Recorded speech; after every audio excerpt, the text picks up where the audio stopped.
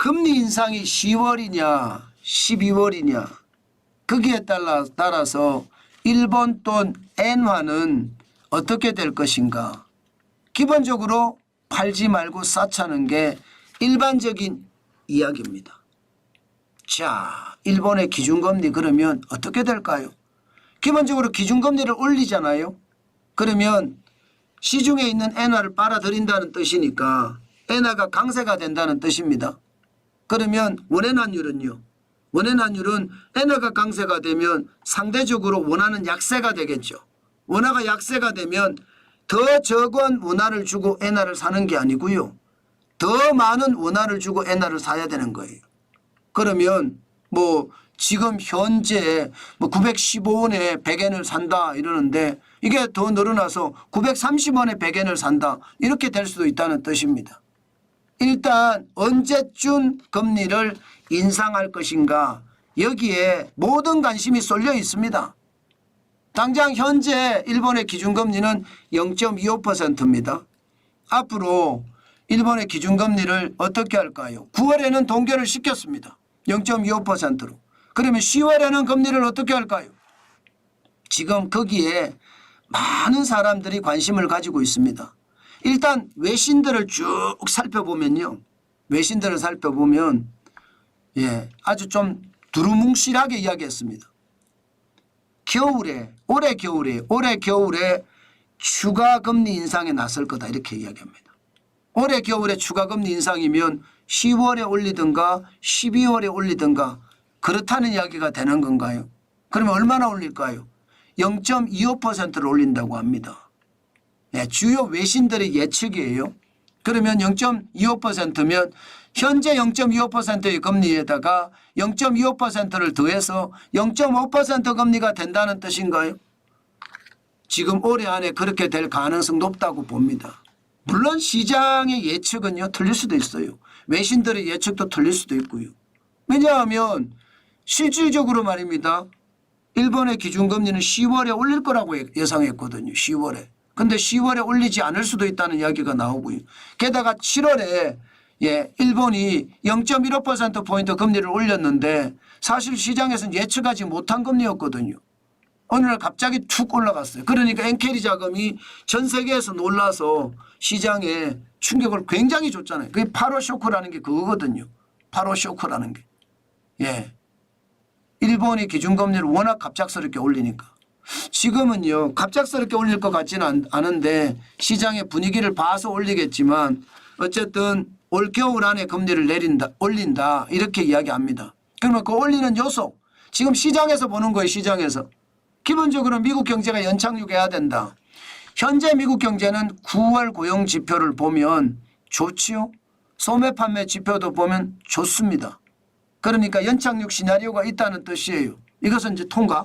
금리를 올릴 수 있다는 이야기죠. 그 다음에 일본의 랭코면 일본 노동조합 총연합회를 말합니다. 여기에서 노조임금 인상안을 요구를 했는데 그 인상안이 5% 이상이에요. 이거를 수용할 거냐. 지금 정부 입장에서는요. 웬만하면 수용하자 입장이에요. 수용하자는 입장이에요. 물론 기업들 입장은 다르겠죠. 그런데 물가가 많이 올라가니까 이거 수용해 가자 이런 입장입니다. 물가 올라가니까. 그러니까 이것도 통과해요. 거의 가능성이 많은 거예요. 그런데 가능성보다는 개연성이 많은 게 하나 있죠. 일본 중의원 참의원 선거가 있는데 10월에 중의원 선거가 있습니다. 중의원 선거. 바로 여기에서 어떻게 일어날 것인가. 그게 이제 관건입니다. 만약에 현재 이시바 시게루 내각에게 힘을 실어준다면 아마도 승리를 할 수 있을 거고요. 승리를 하면 금리를 올릴 가능성 굉장히 많습니다. 그러나 내년 여름에 참의원 선거가 있습니다. 그때 가면 또 달라질 수도 있겠죠. 그러나 내년 여름은 좀 머니까 중요한 것은 중의원 선거에서 어떻게 될 것인가, 승리를 할 것인가, 이게 전체적인 흐름을 잡을 겁니다. 자, 그러면 이제 우리가 한 번 더 이야기해야 될 게 그러면 0.25%에서 0.5%는 어떤 식이든 올 겨울이 지나기 전에 뭐 올린다? 아니더라도 겨울이 뭐 1월, 2월도 겨울이잖아요. 그때까지 간다고 하더라도 그러면 얼마만큼 올릴 것이냐 이거잖아요. 일본의 금리를 얼마만큼 올리실 거냐. 최대치가 얼마냐. 시장의 예측치는 0.75예요. 0.75. 0.75%면 지금까지 중에 가장 높습니다. 지금까지 중에.